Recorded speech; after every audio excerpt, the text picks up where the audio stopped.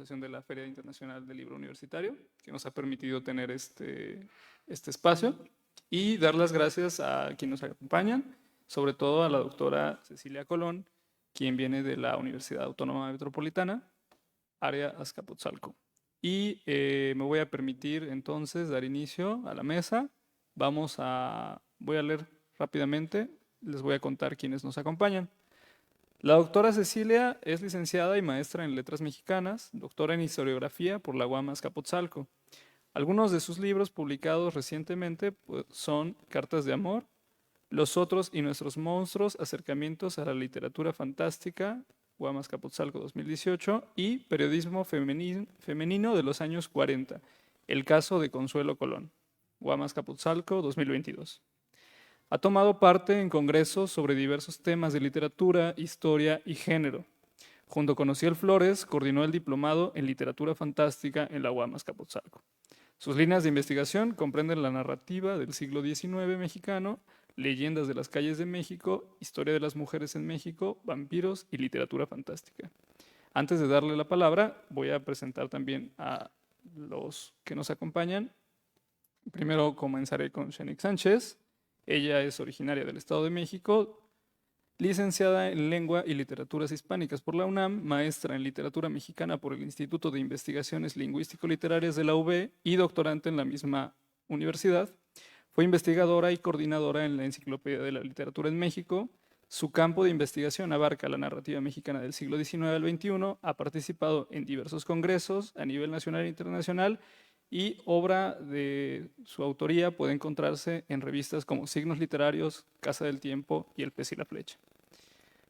También está con nosotros el maestro Rodrigo. Él cursó la licenciatura en Letras Hispánicas en la UNAM, estudió la especialización en Literatura Mexicana del siglo XX y la maestría en Literatura Mexicana Contemporánea impartidas por la UAM.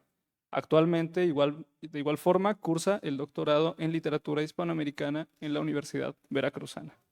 Y bueno, lo que nos convoca hoy es la presentación de esta obra, Dobles Sueños y Quimeras, y ahora sí ya les cedo la palabra a la doctora.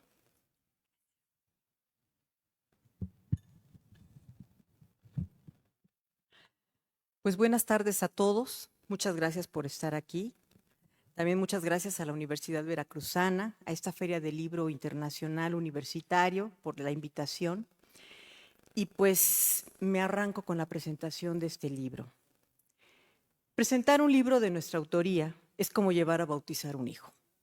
Es un día de celebración y fiesta, y sobre todo porque este hijo costó mucho tiempo, pero por lo mismo es indispensable que pondere sus virtudes y me olvide de los defectos, que por cierto no los tiene.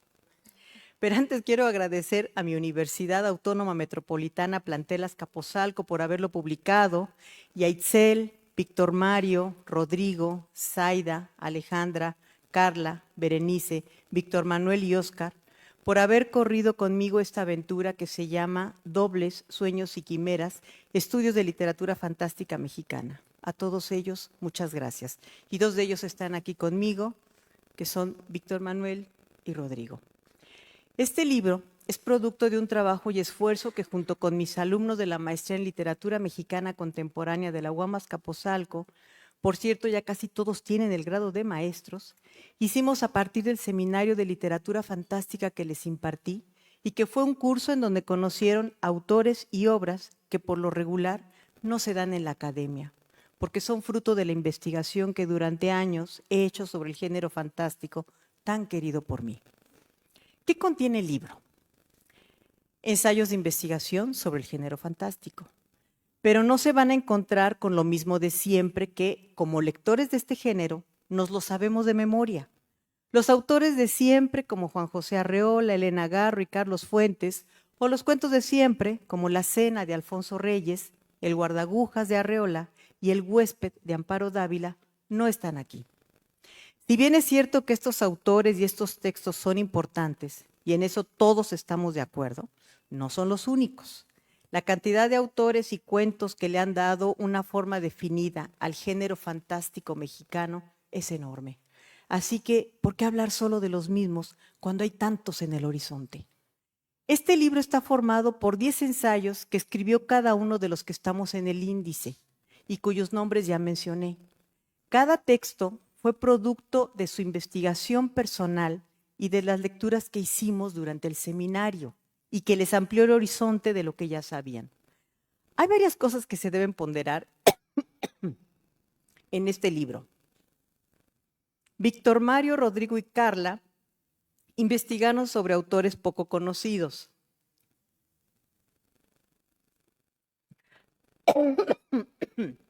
Perdón.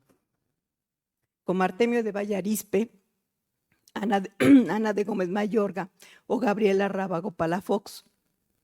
Itzel y Zaida tomaron esa parte desconocida de la escritura de autores muy conocidos como Rafael F. Muñoz, más famoso como narrador de la Revolución Mexicana, y Octavio Paz, nuestro único premio Nobel de Literatura, que también escribió algunos cuentos fantásticos que pocos han leído.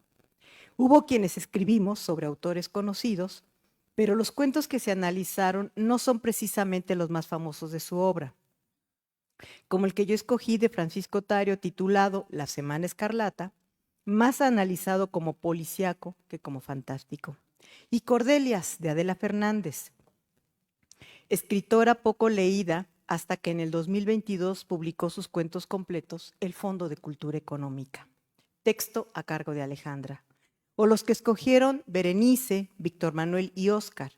Ellos analizaron cuentos de Cecilia Udave, Bernardo Esquinca y José Luis Zárate, autores contemporáneos que se han especializado en lo fantástico, pero a quienes todavía no se les analiza del todo, justamente porque son jóvenes y aún les falta mucho por escribir.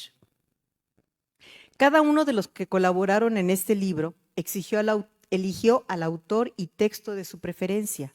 No hubo imposiciones de ninguna clase, excepto que debíamos ceñirnos al tema de lo fantástico y de preferencia algo poco analizado, pues me interesaba que se abrieran nuevas líneas de investigación, que se desenterraran a los autores que ni siquiera figuran en las antologías por ser desconocidos.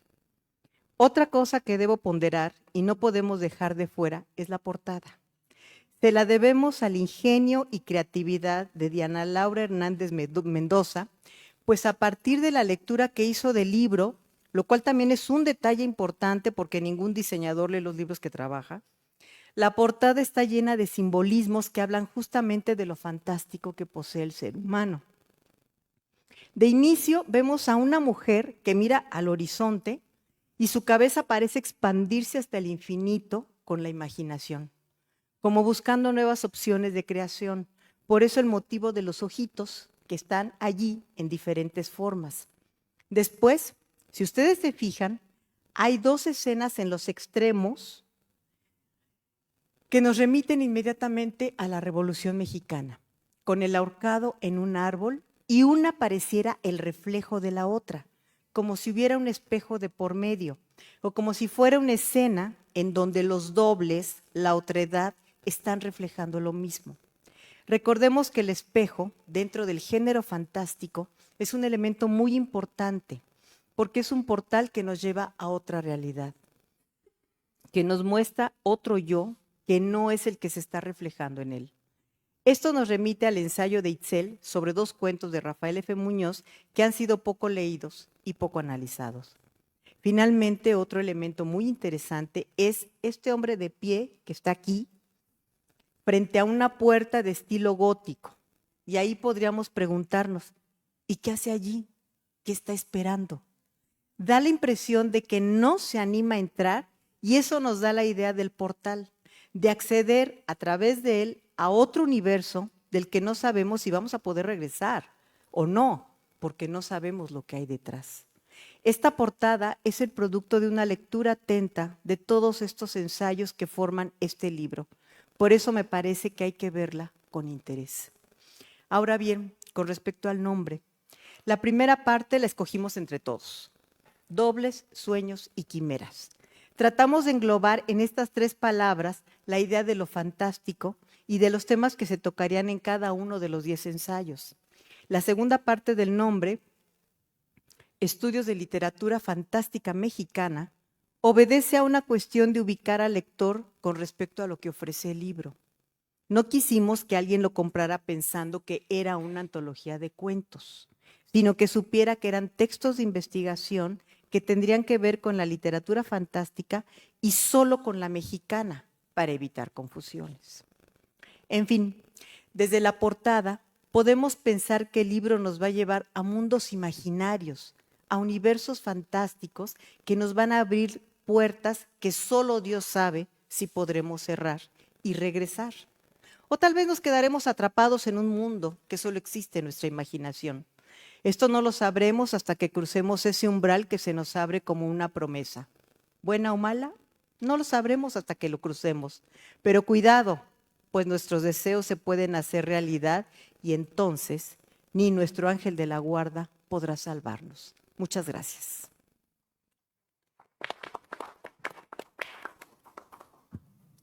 Muchas gracias, doctora Colón. Ahora cedo la palabra a la maestra Shanik Sánchez, quien nos va a hacer un recuento, una valoración de Dobles Sueños y Quimeras. Bueno, me agrada mucho mi comentario que siga después del de la doctora Cecilia Colón, porque precisamente yo comencé a preguntarme desde el principio, desde el título del libro, a qué me iba a encontrar, ¿no? A bote pronto a mí el título me resultó llamativo porque en mi caso, la investigación de mi tesis se centra en las vanguardias, sobre todo en el surrealismo, ¿no? Entonces, irremediablemente me hizo pensar en este movimiento, dados los leitmotivs que también menciona el libro, ¿no? Dobles, sueños y quimeras también los podemos encontrar en el surrealismo. Entonces dije, bueno, supongo que en algún momento alguno de los ensayos tratará sobre algo relacionado con las vanguardias, con el surrealismo, o también la diferenciación, ¿no? ¿Qué podemos notar que caracteriza y diferencia lo fantástico de otros géneros que suelen relacionarse, como también son el realismo mágico, lo real maravilloso, lo neofantástico o incluso lo weird, ¿no? Sin embargo, una vez continuando el título, nos aclara muy bien el subtítulo qué es lo que sí vamos a encontrar, ¿no? Esto de lo que ya comentó precisamente la doctora Colón, ¿no? Entonces, una vez que ya el título como que me resolvió estas dudas, pues como lectora bastante obsesiva que soy, no me salté el prólogo. Y entonces, justo, si ya me había dado una idea de qué iba a tratar este libro, el prólogo de la doctora Colón lo deja muy claro, ¿no? Se trata de 10 artículos que surgieron precisamente del curso sobre literatura fantástica mexicana, dirigido por la doctora Cecilia Colón y publicado por la UAM Azcapotzalco. Entre los cuentos analizados, pues entonces vamos a tener los de Rafael F. Muñoz, Artemio de Bayo Arizpe, Ana de Gómez Mayorga, Octavio Paz, Francisco Tario, Adela Fernández, Gabriela Rábago Palafox, Cecilia Udave, Bernardo Esquinca y José Luis Zárate. Organizados muy bien pensado en orden cronológico, el libro abre con el artículo La cuerda que lazó la narrativa de la revolución y de lo fantástico, que son La cuerda del general y Lupin de Loop de Rafael F. Muñoz, y pues cierra con otro artículo sobre José Luis Zárate. No voy a ponerme aquí a leer el título de los 10 artículos, sin embargo, sí me voy a detener en comentar los ensayos que más me parecieron propositivos o polémicos. Por ejemplo,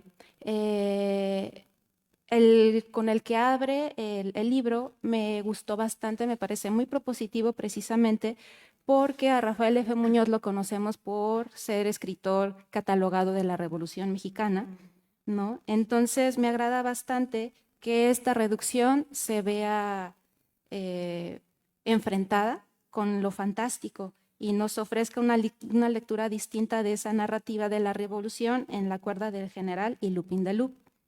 Otro ensayo que también me parece mucho la pena de este libro es el de Ana Gómez de Mayorga, La libertad de ser una misma, porque además de que es una autora que todavía no se ha rescatado lo suficiente, nos presenta un análisis muy bien hecho con presupuestos teóricos de lo fantástico para señalar cómo la autora critica algo que ahora nosotros hemos denominado como la heteronormatividad, ¿no? Entonces me agradó que utilizara lo fantástico para encontrar la crítica que esta autora hace, ¿no? a lo que ahora ya llamamos heteronormatividad.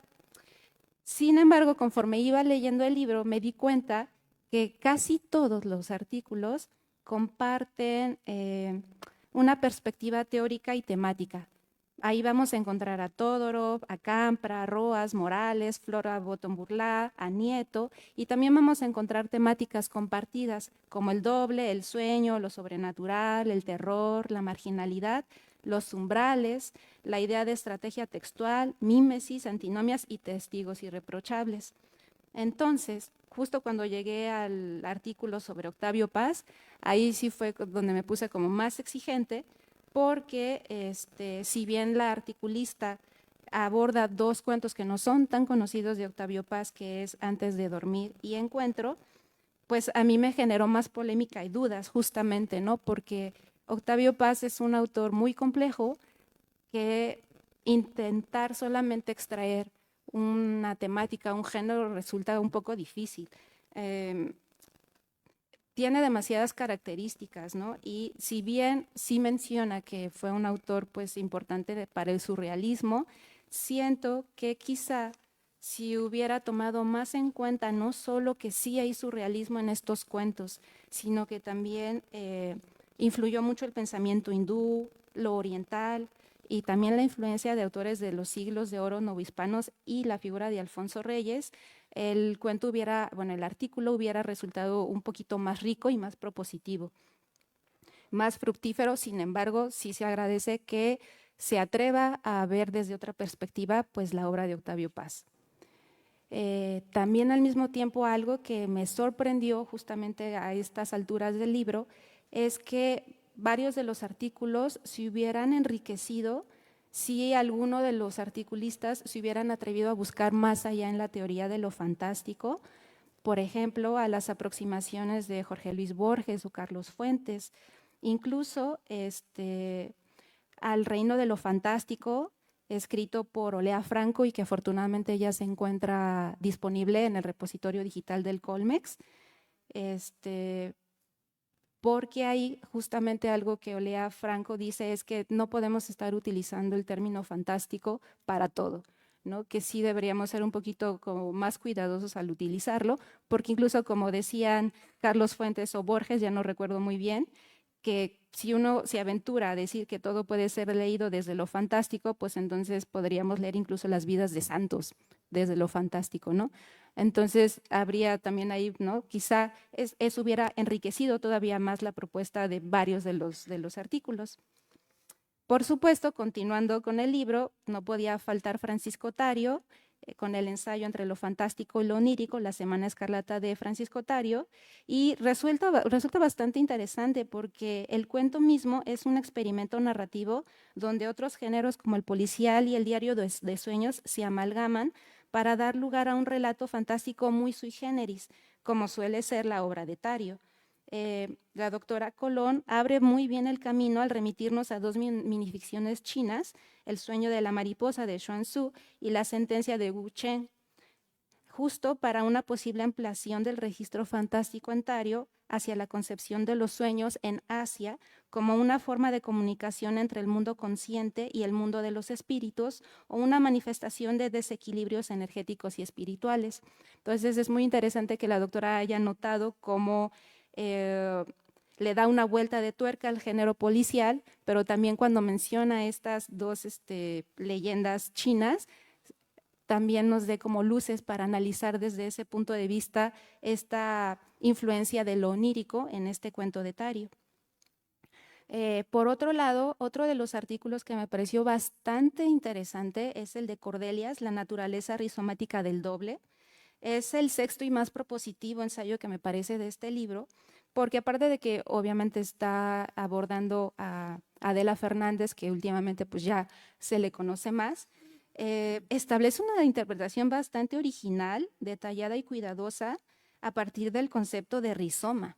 Entonces, utilizar el rizoma para darle otra perspectiva a lo fantástico me pareció bastante interesante, porque al mismo tiempo deja ver que Adela Fernández sigue siendo una autora bastante inclasificable, ¿no? Se le puede leer desde lo gótico, desde lo grotesco, desde lo fantástico, pero siempre va más allá, desde lo cruel también, ¿no? Entonces me pareció un muy buen acercamiento que utilizara el rizoma y lo fantástico para analizar este cuento de Cordelias.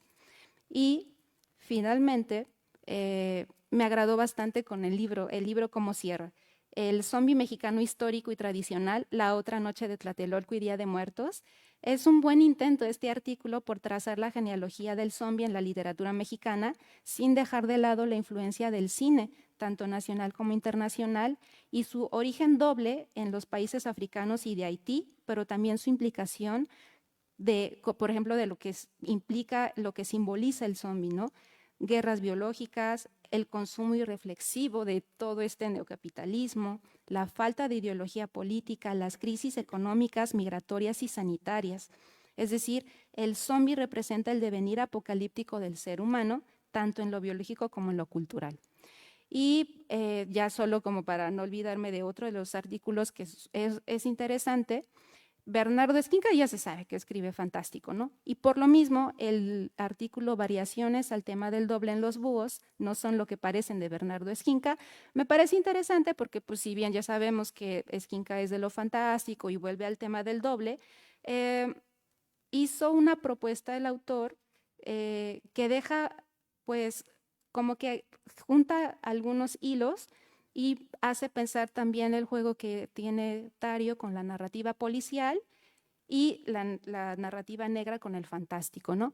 Entonces, pues sí, ya sabemos que Esquinca es de lo fantástico, pero que utilice lo policial y lo negro, lo noir, para darle como un aire a esta producción de Esquinca, me pareció interesante y que también, más allá de los demás autores críticos en los que se basan los estudios, él utilice diferentes, o sea, que no vuelva a Todorov y a los que ya mencioné anteriormente, sino que también jale de otros lados, ¿no? Y bueno, pues finalmente en su conjunto, a mí me parece que este libro de ensayos marca muy bien una parte del desarrollo del género fantástico en México, su relación con la historia y la cultura nacionales y cómo lo fantástico tiene justamente una capacidad para cuestionar y criticar. Entonces, eso se ve muy bien a lo largo de los artículos que están afortunadamente muy bien organizados cronológicamente. Entonces, nos permite un panorama muy diferente del que ya sabemos del fantástico, ¿no? Rafael F. Muñoz, que es con el que abre, y otro, ¿cómo se llama? Zárate, José Luis Zárate, con el que cierra, ¿no? Entonces, enhorabuena, es un muy buen propositivo libro de literatura fantástica mexicana.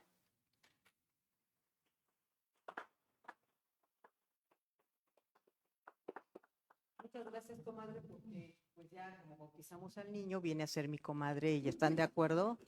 Gracias. Estamos de acuerdo. Bueno, vamos muy bien de tiempo, entonces, con calma, Rodrigo Rosas. Adelante, cedo la palabra al maestro Rodrigo. Gracias, qué gusto estar compartiendo la mesa con tres personas que conozco ya desde hace tiempo, sobre todo en un entorno académico, pero también nos une una amistad.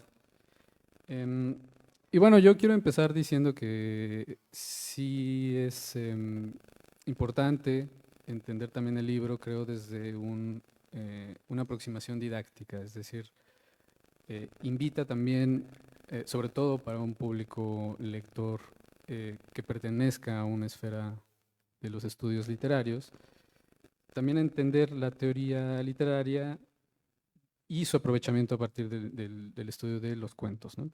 Que si bien todos compartimos una misma batería de lecturas teóricas, efectivamente cada uno de los cuentos trata de proponer un espacio de reflexión diferente.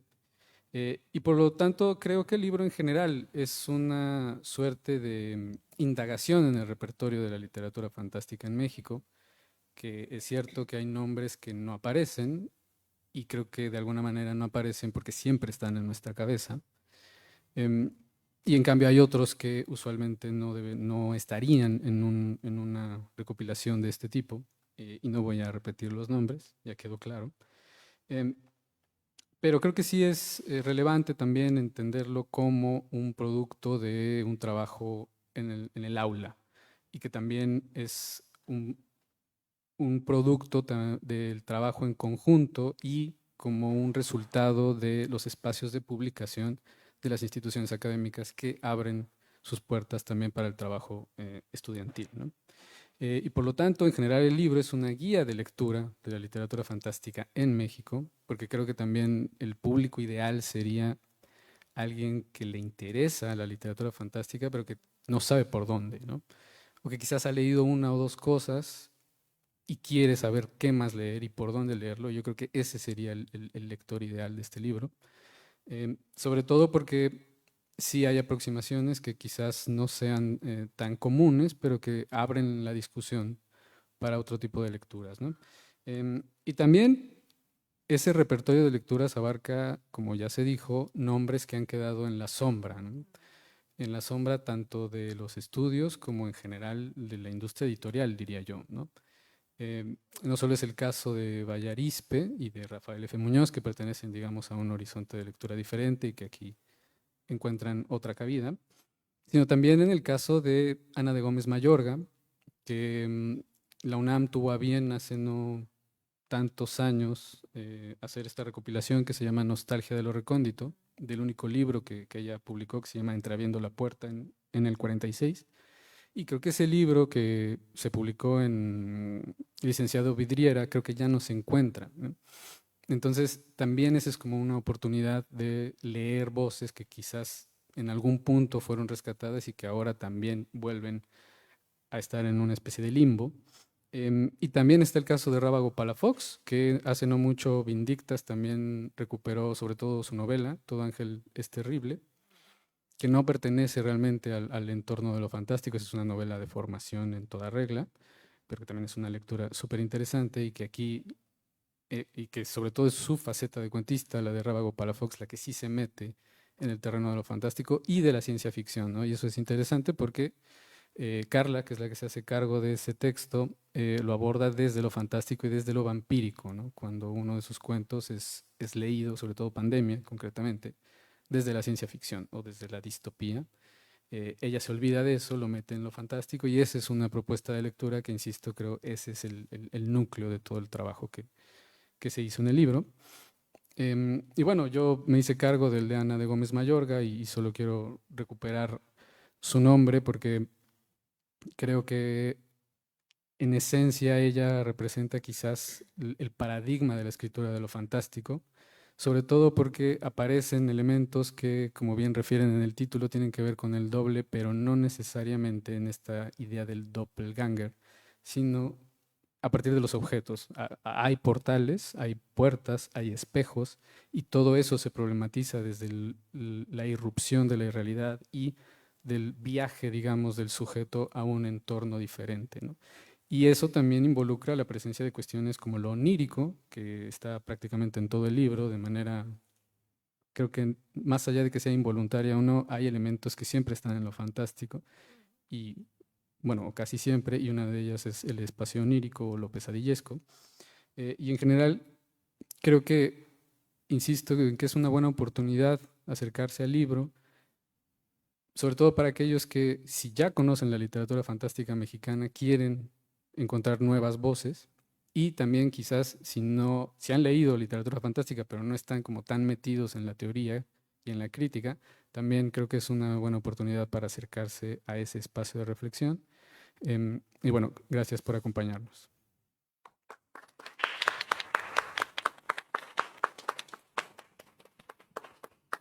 Ahora que comentaba Rodrigo esta parte, digamos, importante en el sentido del trabajo en el aula, que este libro también es producto de la colaboración, digamos, entre muchos, pues entre un grupo de estudiantes, gracias a la coordinación de la doctora Cecilia, a su guía, a su cátedra, pero también es un espacio en el que hay un vínculo, digamos, institucional, ¿no? Por ejemplo, entre la Universidad Autónoma Metropolitana y después la Universidad Veracruzana. Es decir, hay un diálogo también en relación a la academia, pero que quizá yo les quisiera preguntar en este momento, ¿cuál es la ventaja, ¿no?, de tener esta vinculación más allá de las instituciones, también para llegar, digamos, a un público que, si bien el libro claramente está dirigido a un público especializado en temas literarios, en unas actividades académicas muy, digamos,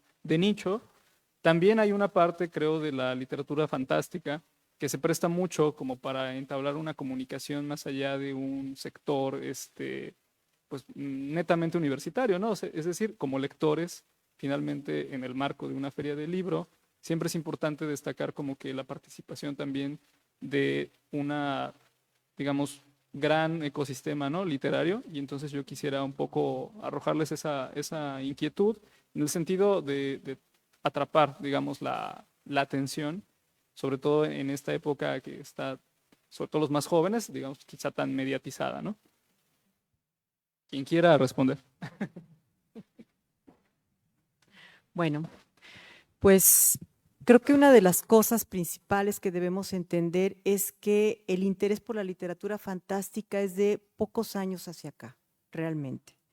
Por eso es que hay tantos autores que están muy olvidados, que tuvieron en algún momento parte de su escritura, de su creación, con literatura fantástica, y es la parte olvidada. Y como ejemplo, pues vuelvo a Rafael F. Muñoz y a Octavio Paz. ¿Cuántos de ustedes han leído El ramito azul de Octavio Paz, que es un cuento cortito? ¿Cuántos de ustedes leyeron, por ejemplo, La cuerda del general de Rafael F. Muñoz? Todo el mundo, creo, los que nos dedicamos a la literatura, pues leímos El cañón para Bachimba, vamos con Pancho Villa. Hay una de Pancho Villa que él tiene, en fin. Pero ¿cuántos han descubierto ese tipo de cuentos, de textos dentro de la escritura de Rafael F. Muñoz? Y eso lo hacemos pues los que nos empezamos a meter en la literatura fantástica y empezamos a ver y a encontrar referencias, a buscarlas, y entonces abrimos una brecha que no se conoce tanto. Ahorita yo sigo impartiendo el curso de seminario de literatura fantástica con nuevos textos, con nuevos autores. Por ejemplo, ¿quiénes de ustedes conocen y saben que Dolores Bolio, de lo que yo he encontrado, tiene cuando menos 2 textos de corte fantástico? La propia Laura Méndez de Cuenca también. Y así podemos seguir hablando de muchos otros. Alfredo Granguilhom. ¿Quién conoce a ese autor mexicano que sabemos la fecha de nacimiento, pero ignoramos la fecha de muerte? Porque a ese grado llega el desconocimiento de muchos autores. A veces no sabemos la fecha de nacimiento, pero sí sabemos cuándo se murió. En fin, y creo que justamente los que nos dedicamos a la investigación de los diferentes géneros literarios, y en mi caso, que a mí me gusta mucho la literatura femenina y la literatura fantástica, he encontrado cosas interesantes. Como cuando encontré a Ana de Gómez Mayorga, y creo que les pasé el libro, ¿verdad?, de los cuentos de ella, y que es un libro que obviamente no se encuentra, pero yo tuve la oportunidad de que una profesora de la UNAM me pasara el texto digitalizado, y bueno, fue la gran cosa. A partir de allí, generalmente se los paso a mis alumnos para que ellos también la conozcan y hagan algo. Les digo, todavía falta mucho que podamos rescatar de ella, porque además de eso, ella fue ensayista, fue cuentista, fue poeta, en fin, hizo muchas cosas, escribió mucho, y es una escritora que no se le conoce tanto. Todo esto obviamente es producto de esa investigación, y creo que vale la pena, y este trabajo es justo producto de eso, de hacer una investigación, de invitar a los alumnos a que colaboremos, a que junto con los profesores, con la guía de los profesores, también ellos hagan algo importante y abran brechas, abran puertas hacia otros autores, hacia meternos en diferentes puntos de la literatura fantástica. Entonces, para mí fue una invitación, ellos la tomaron, y pues bueno, aquí está nuestro bebé, que ahora estamos bautizando, y que pues afortunadamente ustedes están aquí con nosotros compartiendo este momento tan importante, porque vaya que costó trabajo el parto. Traíamos al hijo atravesado, no atravesado, atravesadísimo.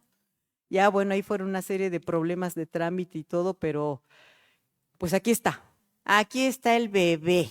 en vivo y a todo color para que ustedes lo disfruten y, como bien decía Rodrigo, para quienes quieran tener algo distinto de los clásicos cuentos de literatura fantástica que se han revisado en la literatura mexicana, pues tengan otras opciones y vean que hay otros autores y también hay otros teóricos. Todorov comienza, ciertamente, y tiene todo nuestro reconocimiento, pero no es el único. ¿Queremos analizar cuentos del siglo XX o del XXI? Tenemos que utilizar a otros teóricos, a Campra, a Nieto, a Ana María Morales y a otros más, que esos son los que nos van a dar las herramientas para poder entender mejor todo el asunto. Entonces, pues no me queda más que de veras invitarlos a que lo lean, quienes tengan interés en la literatura fantástica, se adentren en ese mundo, que para mí es fantástico. A mí sí me lleva, pero bueno, hasta el infinito y más allá. Y léanlo, interésense por ello, porque es una literatura que de verdad es muy joven y creo que eso hay que celebrarlo siempre. Muchas gracias.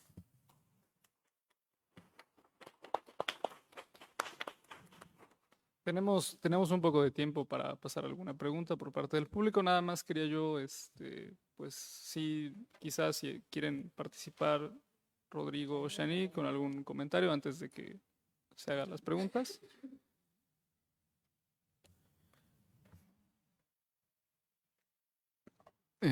Bueno, sí, creo que es, porque la pregunta que lanzaste fue esta colaboración interinstitucional, es decir, es un producto que viene de la UAM y se está presentando en la Universidad Veracruzana, y creo que ese es justo un buen modo de expandir lo que se hace en un aula hacia otra institución, y creo que las ferias del libro abren esa oportunidad y este es el momento ideal para presentar este tipo de trabajo.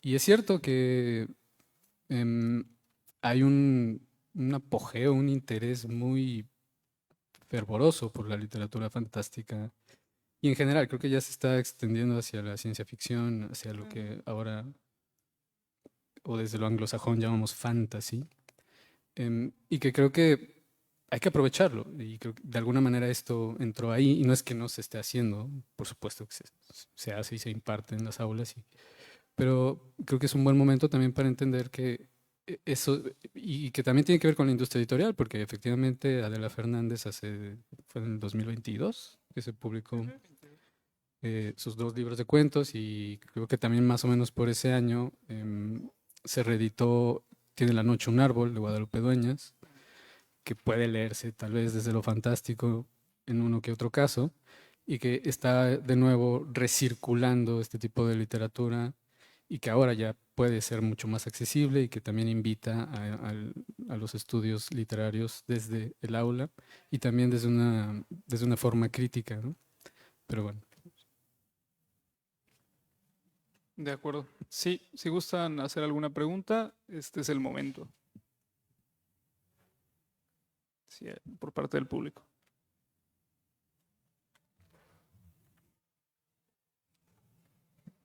Yo veo una sonrisa cómplice allá al final.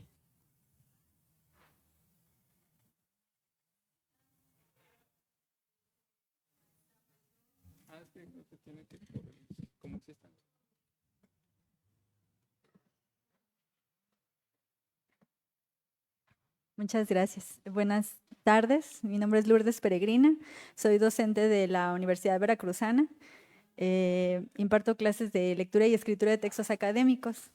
En mis cursos, mis estudiantes escriben y he estado intentando ganar valor para hacer algunas gestiones para lograr que se publiquen algunos de los textos.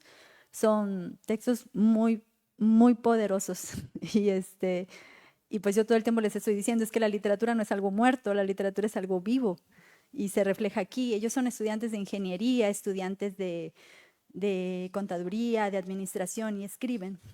Entonces, pues no sé si usted me pudiera regalar algunas palabras de sabiduría para agarrar el valor, porque, oiga, entregamos listas de asistencia, informes a las facultades, estamos repartidos entre 1000 cosas y tenemos que hacer heroicamente esfuerzos para, si queremos hacer algo más.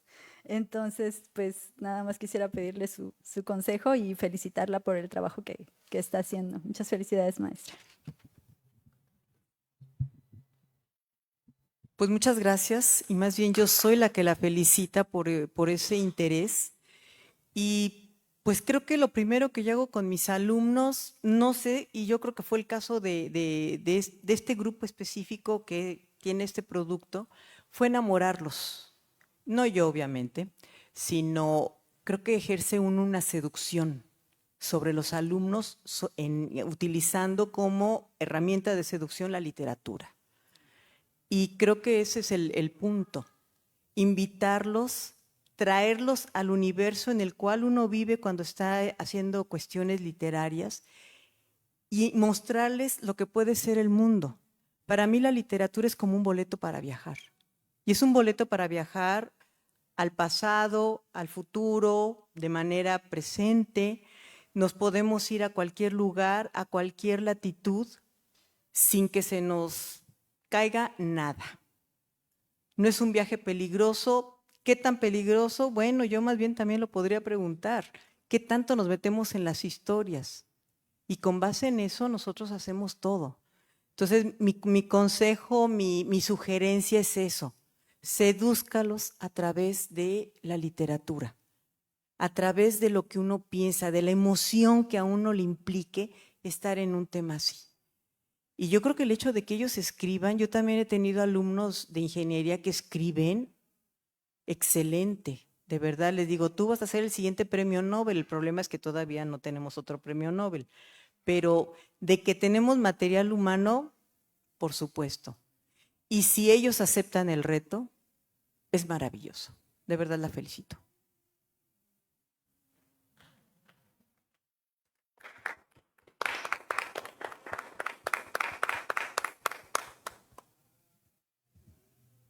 No sé si hay alguien más que quiera comentar algo. Yo la veo muy sospechosita.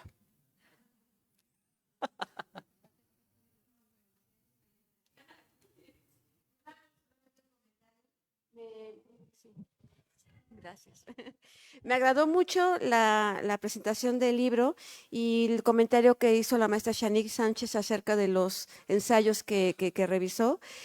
Me pareció como muy crítico, muy interesante y me atrae de antemano el material porque estoy muy interesada también en la literatura mexicana, inspirada por una profesora que estimo mucho y la verdad es que me está invitando a conocer más, por ejemplo, sobre una escritora que se llama Adela Fernández, que ustedes ya han mencionado bastante, y que precisamente el maestro Mario Rosas el viernes pasado nos dio una plática en una clase.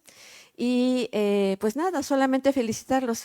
El material que ustedes nos presentan es bastante atractivo porque nos invitan a conocer más acerca de los escritores, desde su formación hasta lo que ellos nos están presentando como literatura fantástica mexicana. Quisiera también buscar más acerca de la literatura fantástica mexicana contemporánea, si es que hay autores nuevos, no lo sé. Hay bastantes, está Raquel Castro, está Chimal, Bernardo Esquinca, que bueno, yo adoro a ese hombre. Él no lo sabe, ¿verdad? Porque no nos conocemos, pero escribe excelentemente. A mí, yo leo una novela de él y bueno, como todas las ubica en el centro de la Ciudad de México y yo conozco el centro, híjole, no, bueno, yo me vuelo y me voy, pero hasta allá estoy allí, en el lugar. Entonces a mí me encanta. También está José Luis Zárate, él se dedica sobre todo mucho a la minificción. Entonces también es interesante. Cecilia Udave también es buena. Y todos ellos están también en la temática de la literatura fantástica. Hay un autor que murió hace poco, Emiliano González, es bastante complejo. Creo que es de los más complejos, ¿no? De literatura fantástica, pero no por ello deja de ser interesante. Claro. Entonces, bueno, pues es buscarle por esos rumbos, por sí. Esas cosas, y creo que se encuentra uno cosas bien, pero bien interesantes. Y si se quiere ir al siglo XIX o a principios del siglo, sí, también. Sí. Hay bueno para dar y regalar. Y es que finalmente hacen más promoción de escritores extranjeros, pero de mexicanos hay bastantes. Sí sé de Raquel Castro o de el maestro Esquinca, pero no conozco de todos, pues todavía me falta seguir hurgando. Échese un clavado al internet, para eso funciona el Lo voy internet. a Para hacer. otras cosas no sirve de nada, pero para ese tipo de cosas Sí. de búsqueda, de que cuando Ya, ya. menos tenga uno Para como que un me den la lista. panorama para que se pueda ir abriendo, Sí. son buenos. Entonces, yo les recomiendo mucho a estos escritores que digamos, jóvenes, aunque ya ni tan jóvenes, son cincuentones, pero pero ubiquémonos. Dentro de la literatura, cuando uno dice es la joven promesa, pues estamos hablando de alguien de 45, 50 años. Sí, y sigue siendo la joven promesa, y a veces ya hasta de más, y siguen siendo jóvenes promesas. Entonces, es interesante todo eso. Yo he descubierto muchísimas cosas a partir de la investigación, a partir de leer, a partir de estar buscando información. Y lo que les decía, ¿no? O sea, una cosa a veces nos lleva a otra porque empiezan a surgir referencias, sobre todo en este tipo de textos y de libros. Obviamente, todos los que escribimos no nos referimos exclusivamente al autor que cada uno escogió, sino que abrimos el panorama y hablamos de que también de esto como fulanito, como menganito, como perenganito, y entonces es cuando uno se va abriendo el panorama. Y uno dice, wow, todos esos, y eso que nada más son 10 artículos. No estamos haciendo un tratado de literatura fantástica, ni mucho menos. Pero bueno, abrimos la puerta. Claro. Y como les dije, aquí hay un portal. Si quieren entrar, como decía nuestro queridísimo Drácula, ¿está usted seguro de que quiere pasar al castillo? Y ya una vez que Jonathan Harker se anima a dar el paso hacia adentro, dice, pase y deje por favor un poco de la felicidad que trae de afuera. Gracias. Gracias.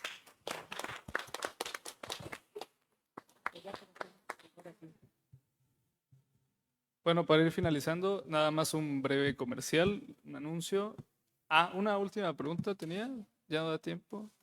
¿Sí? Sí da tiempo, creo que. Sí. Nos dijeron que 1 minuto. ¿Qué tal? Buenas tardes a todos. Un placer, la verdad, escucharlos, escuchar cada una de sus palabras sobre este mundo que la verdad, y yo también, pues soy lector de literatura fantástica y pues sí, también me considero una joven promesa. También escribo y tengo pues unos cuentos que sí están ubicados en este terreno de lo fantástico. Pero más allá de eso, la verdad quisiera llevar mi pregunta y mi planteamiento por el lado de la promoción y este fomento a la lectura, porque también es otra de mis pasiones, llevar el gusto por leer, y sobre todo, bueno, en estos autores que como bien dicen, es un mundo muy amplio, ¿no? Muy vasto el de la literatura fantástica y poco explorado. Creo que hay autores que a veces, o bueno, muchos casos, no tienen el reconocimiento que su literatura merece, ¿no? Y poner el foco en ellos sin una intención de, pues, de exaltar su obra de manera exacerbada, no solo ver un trabajo, ver un texto, una creación literaria, pues de manera auténtica, ¿no? Con esa visión de que es un autor que merece ser visitado, ¿no? En estos temas que comentaban, yo sí me llaman la atención mucho uno, y bueno, es un tema que quisiera compartir con estos círculos, estos espacios que organizo a veces de promoción, el tema del onírico, el plano onírico, sobre todo llevándolo trasladarlo de la literatura a casos particulares, ¿no? De historias vividas que en el plano onírico a veces es muy simbólico, ¿no? Es muy simbólico un sueño y sobre todo que te lo compartan, ¿no? Y me interesaría mucho, mucho, mucho hacer un poco de esta,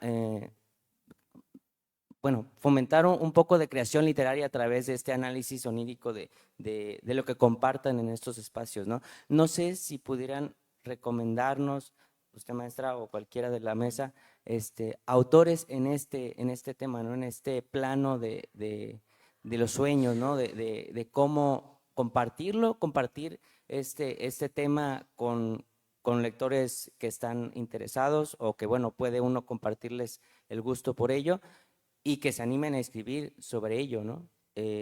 Hacer un poco de creación literaria sobre estas vivencias en el plano onírico y pues a ver qué resulta, ¿no? Puede ser algo interesante. No sé, gracias. Sí.